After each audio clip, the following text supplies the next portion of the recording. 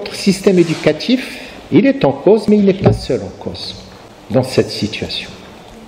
C'est notre modèle de croissance qui est devenu inadapté, dépassé. Il explique notre fragilité. D'abord, nous ne maîtrisons pas du tout notre croissance. Il faut le dire, la vérité. Notre croissance reste dépendante de facteurs exogènes, comme le climat, la situation économique de nos partenaires européens. Elle est volatile, fluctuante, insuffisamment inclusive et mal répartie. Pas marrant, hein? Quand on parle de croissance, ce qu'il faut chercher, ce n'est pas la quantité de croissance. Comme un jeune ministre qui me disait à un moment donné, je veux de la croissance, beaucoup de croissance, même si elle est négative. Ce n'est pas la quantité de croissance qu'il faut rechercher, c'est la qualité de croissance qu'il faut chercher. Vous avez entendu parler d'un auteur qui vient d'écrire un livre il y a 4 ans, Thomas Piketty. Un livre qu'il a intitulé « Le capital au XXIe siècle ». Il a démontré que la baisse de la croissance se traduit par une aggravation des inégalités. Les inégalités augmentent lorsque le taux de rendement du capital est supérieur au taux de croissance. Ce qui est normal. Ceci implique que les détenteurs de capital s'enrichissent plus rapidement que le reste de la population quand la croissance baisse. C'est normal. Et il constate d'ailleurs que les inégalités s'accroissent un peu partout dans le monde, surtout au cours des 20 dernières années. Même en Chine, les inégalités énormes, même en Russie. Mais malheureusement, ce qui est aussi également dans notre pays. On vient de faire au niveau de l'IRES, l'Institut Royal d'Études Stratégiques, auquel j'appartiens, on vient de faire une enquête sur les inégalités, et bien ça montre l'aggravation des inégalités. Et donc, l'aggravation des inégalités est source d'instabilité. Et les sources d'instabilité, de dislocation du lien social. Et le lien social constitue l'ossature d'une nation. C'est important. Alors, que dit maintenant notre politique économique qui est liée à la théorie keynésienne? Que dit la théorie keynésienne? Vous vous rappelez l'accélérateur d'investissement? C'est l'investissement qui crée la croissance. Voilà ce que dit la théorie keynésienne. Pourtant, notre taux d'investissement par rapport au PIB a atteint un niveau exceptionnel, 32%, parmi les plus élevés du monde. On investit au Maroc, on investit beaucoup, mais sans que cela se traduise par de la croissance et des emplois. Pourquoi? Parce que la plus grande partie des investissements sont des investissements publics d'infrastructures. Évidemment, c'est des investissements considérables en capital fixe, essentiels pour la rentabilité sur le long terme des secteurs productifs. Mais ces investissements en capital fixe, en infrastructure, ne sont pas créateurs d'emplois permanents. Notre problème, c'est que les investissements privés créateurs d'emplois permanents restent faibles. Combien ils représentent par rapport au volume total des investissements? 1/3. 1/3 investissement privé, productif, 2/3 investissement public, infrastructure. Et voilà le problème. Mais ce n'est pas tout. Nous investissons beaucoup en capital matériel, mais insuffisamment en capital immatériel. Pourtant, vous vous rappelez, Sa Majesté encore avait fait un immense discours. Moi, j'étais ébloui. Un discours magistral où il avait demandé qu'on mette en place une stratégie offensive d'investissement en capital immatériel. Ce ne sont pas, vous le savez, les matières premières ou le pétrole qui font la richesse des nations, mais c'est le savoir-faire. C'est leur capacité de créer de la valeur. Comparez la situation économique de pays comme le Japon ou la Corée qui n'ont aucune matière première, aucune source d'énergie, avec un pays comme l'Algérie, avec sa malédiction pétrolière. capital immatériel. Il comprend le capital humain, capital social et capital institutionnel. Ce qu'on appelle la connaissance. La connaissance découle du capital immatériel. Et la connaissance, elle est infinie. Suivez bien cela. La connaissance est infinie.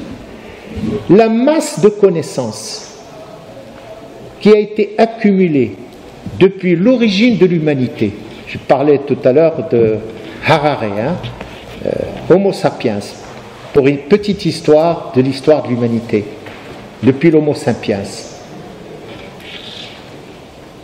Pratiquement la masse de connaissances depuis l'origine de l'humanité double tous les 7 ans. Ça veut dire la connaissance est infinie. Alors, si la connaissance est infinie, imaginez un instant tout simplement, si on base la croissance sur la connaissance, cette croissance serait infinie. Alors que si on base la croissance sur des matières premières qui sont par définition finies ou limitées, cette croissance serait finie. Ceci dit, pour produire, on vous présente la fameuse fonction de production, fonction de production, capital, travail, d'accord. Et on vous dit, voilà, pour produire, mais cela ne suffit pas pour produire. La production dépend aussi de la manière avec laquelle on combine les deux facteurs, capital, travail. Et pour cela, il y a un savoir-faire.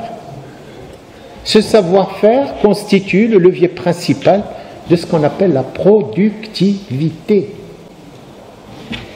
Je connais certains entrepreneurs marocains, pour des effets de démonstration, investissent en capital fixe, beaucoup. Ils achètent des machines sophistiquées, mais ils ne prévoient pas des génies pour les faire fonctionner. Et les machines ne donnent pas le maximum qu'elles devraient donner. La productivité est nulle. Et malheureusement, dans notre pays, la productivité, depuis les 20 dernières années, n'a évolué que de 0,2% par an. Alors qu'elle est le déterminant fondamental de la croissance. Pour qu'il y ait de croissance, ce n'est pas uniquement les facteurs au capital fixe, il faut qu'il y ait de la productivité. Gain de productivité, pas de gain de productivité, pas de croissance. Ce n'est pas fini encore. J'ajoute qu'il faut reconnaître également le caractère hétéroclite de notre modèle économique. Et de ce fait, les méthodes d'analyse utilisées ne sont plus d'actualité. Face aux incertitudes et aux changements rapides qui s'opèrent dans l'environnement international. Bien plus, les théories économiques qu'on enseigne dans nos universités montrent aujourd'hui leurs limites. Devant la complexité du monde économique, où libéralisme et keynésianisme se croisent dans une sorte de tumulte de contradictions. Je vous donne un exemple. Regardez comment fonctionne une théorie qu'on enseigne en deuxième année, la théorie quantitative de la monnaie. Vous vous rappelez, MV égale PT. La masse monétaire multipliée par la vitesse de la monnaie égale les prix multipliés par les transactions, les quantités. Cela veut dire tout simplement que lorsque la masse monétaire augmente, les taux d'intérêt ou les prix doivent également augmenter justement pour limiter l'augmentation de la masse monétaire. Mais aujourd'hui, à quoi on assiste? Exactement le contraire. Jamais dans l'histoire, sur le plan mondial ou bien sur le plan marocain, jamais la masse monétaire n'a atteint un niveau aussi élevé et jamais les taux d'intérêt ou l'inflation n'ont été aussi bas. Contradiction. Et ces contradictions laissent qui libre totalement? Les marchés financiers, ils sont contents qu'il y ait des contradictions. Ils laissent les marchés financiers libres arbitre des politiques économiques en sanctionnant à leur guise le manque d'austérité des uns et l'absence de soutien à la croissance des autres. La conséquence de cette évolution, c'est que la souveraineté nationale n'est plus entre les mains de l'État. Mais entre les mains de qui? Ceux qui véritablement commandent, ce n'est pas les présidents des États, c'est les marchés financiers, c'est la Banque centrale, c'est le Fonds monétaire international, c'est la Banque mondiale, et j'ajouterai les agences de notation. Lorsque on note très mal, on n'a plus recours aux marchés financiers pour pouvoir justement se financer. Nous ne sommes pas maîtres de la définition donc de nos politiques. Et par conséquent, lorsqu'on met en point une politique, nous devons tenir compte de ces contradictions, de ces contraintes. On le sait, notre modèle économique obéit donc, comme je le disais tout à l'heure, jusque depuis longtemps, à une logique keynésienne. Je le dis encore, je le répète, plus on dépense, voilà ce que dit Keynes, plus on dépense, plus on consomme, plus on produit, plus on crée de revenus. Hein, vous suivez? Plus on crée des revenus, plus on consomme, plus on produit. Et vous avez un moteur économique qui tourne. Très bien. Et il tourne à merveille. Mais le problème, c'est que nous, au Maroc, notre moteur économique a des fuites. Il a des fuites.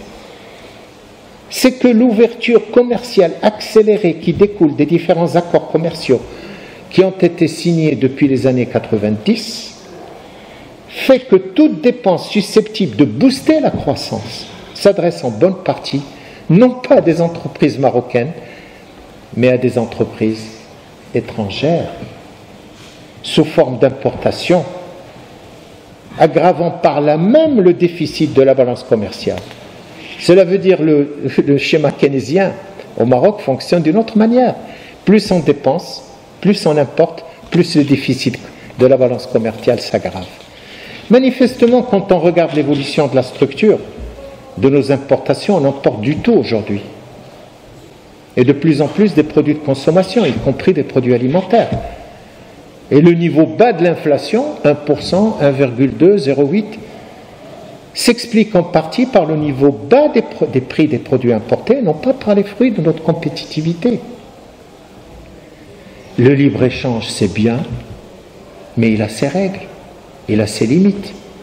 Et l'économie, comme le corps humain, n'aime pas les excès.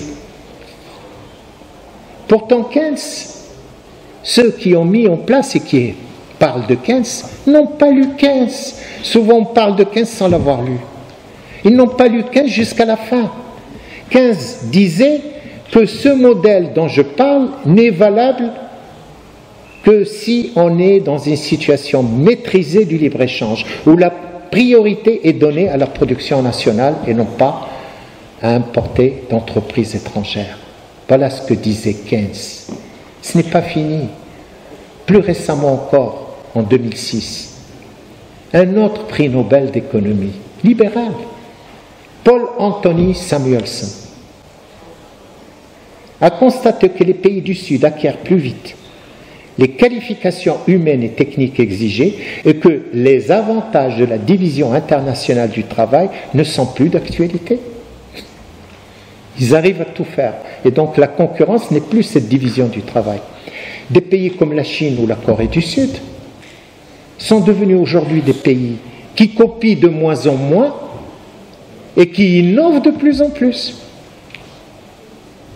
Et le résultat de cette situation chez nous, c'est que la part du secteur industriel dans le PIB a beaucoup baissé au cours des 20 dernières années. Les importations massives de pays comme la Chine, la Turquie, on a fait un accord avec la Turquie, tout est exonéré. L'Égypte, à des prix compétitifs, ont entraîné tout simplement la fermeture d'une multitude d'entreprises marocaines industrielles. Et qu'est-ce qu'elles ont fait, ces entreprises-là? Elles se sont déployées par la suite dans des secteurs de rente, lesquels l'immobilier ou le commerce.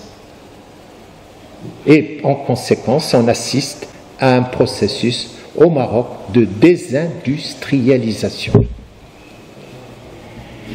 Si vous regardez la structure du PIB, elle fait apparaître ce que j'appelle la tertialisation croissante du tissu productif. 55% pour les services, 30% pour le secteur secondaire et 15% pour le secteur primaire. Et c'est 30% du secteur secondaire, la moitié c'est le secteur industriel. C'est-à-dire aujourd'hui au Maroc, le secteur industriel ne représente que 15% du PIB. Ce qui pour un pays comme le Maroc est largement insuffisant. Et les services sont devenus le premier secteur. Ils sont les premiers pourvoyeurs d'emplois. Mais quel emploi? Quel emploi? Des emplois précaires, réparation, commerce, étalage de marchandises chinoises sur les trottoirs, gardiennage de voitures. Et on oublie une chose fondamentale, c'est que c'est l'industrie qui crée la base principale de création d'emplois, directs et indirects. Alors, cette situation à laquelle nous vivons, comment elle se traduit chez nos partenaires européens? C'est aussi la même chose chez eux, ils ont les mêmes problèmes. À cause du libre-échange, à cause de la division internationale du travail qui s'est opérée au cours des 30 dernières années. L'Europe aussi, nos partenaires ont vécu un processus de ce qu'on appelle délocalisation, désindustrialisation. Et des niveaux de croissance qui sont largement inférieurs à ce qu'ils avaient vécu dans le passé. Lorsque vous voyez la France, l'Allemagne, etc., les taux de croissance, c'est entre 0,5 et 1,5. Et s'explique pour moi, en ce qui me concerne, en partie à cause de la baisse de la fécondité qui entraîne un vieillissement de la population. Alors, pour faire face à la crise, qu'est-ce que font nos partenaires? Ils parlent de relocalisation de certaines de leurs industries. Et en conséquence, cela pose des problèmes pour nous, parce que ça nous intéresse, parce qu'ils ont délocalisé aussi un peu au Maroc. Évidemment, ces déclarations s'inscrivent dans le débat politique actuel sur la remise en question du libre-échange et un retour au protectionnisme. Mais le problème, c'est que ce n'est pas facile à faire.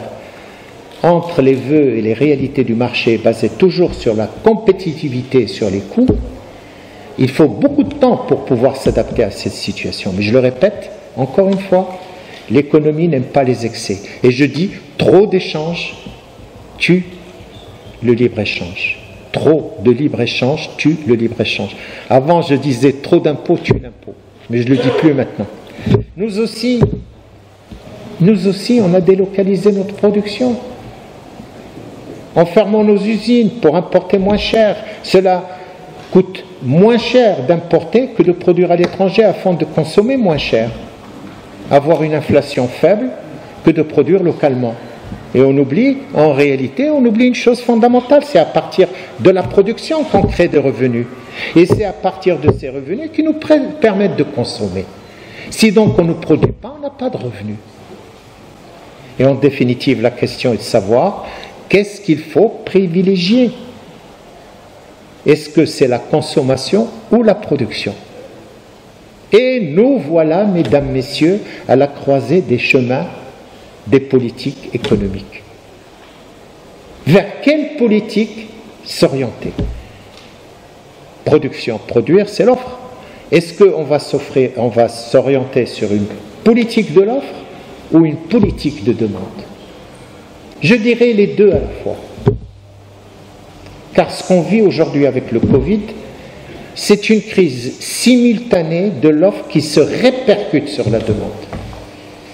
Si, sur le court terme, notre pays est entré dans une sorte de ce que j'appellerais un coma économique, une sorte de coma économique, dont on ignore la date de sortie, malgré qu'on assiste à une reprise qui a été enregistrée au cours des derniers mois. Notre croissance en 2020, elle a été de moins 7,5%.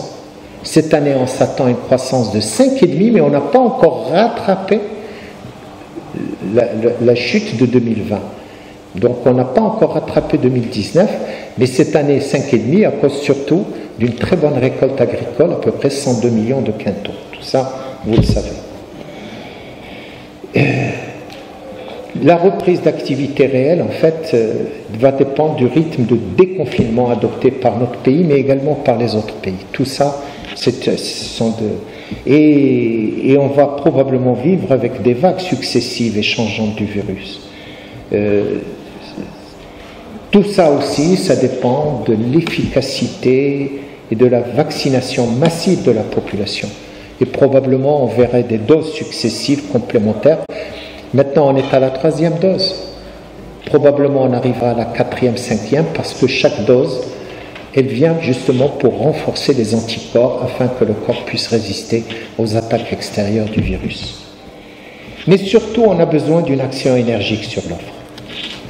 L'entreprise, mesdames, messieurs, c'est une source de production et de revenus pour qui? Pour les salariés, mais aussi pour l'État. La priorité, notre priorité, c'est la survie de ces entreprises en difficulté, dont les équilibres financiers aujourd'hui sont aggravés par les impayés. Le problème, si vous allez partout, ils vont vous dire « je ne vends pas parce que je ne suis pas payé ». Les impayés. Plus le coma économique est long, plus on va assister à des faillites et plus le réveil sera douloureux. Par conséquent, il faut veiller à la pérennité de l'outil de production. Il faut injecter massivement des fonds destinés à assurer la survie d'entreprises qui continuent de dépenser aujourd'hui sans avoir de rentrée d'argent. Voilà le problème aujourd'hui. Mais il faudrait aussi profiter du moment pour moderniser l'outil de production et le rendre plus compétitif. C'est-à-dire ce qu'on pourrait dire, combiner le structurel avec le conjoncturel. Nous sommes dans une conjoncture, mais profitons pour en faire un élément structurel. Je le dis tout le temps, je suis un prof d'histoire, on en entend enseigner l'histoire, toujours après la crise, il y a la reprise. L'histoire l'a montré. Et pour moi, c'est en période de crise qu'il faut investir. J'étais à Royal Air Maroc, en 2001, on a eu les 2 tours américaines, c'était la catastrophe de l'aérien. Mais j'ai profité des chutes des prix partout pour acheter le maximum d'avions. C'est en période de crise qu'il faut le plus investir. Parce qu'après la crise, il y a la reprise. Et c'est exactement le cas aujourd'hui. Il faut profiter de cette crise pour moderniser l'outil de production afin que lorsqu'il y a la reprise, on puisse être prêt pour justement prendre la place des autres. Parce que la crise, elle nettoie le marché. Les entreprises qui sont malades vont disparaître. Et les entreprises puissantes qui ont une vision stratégique, etc., vont continuer à se développer.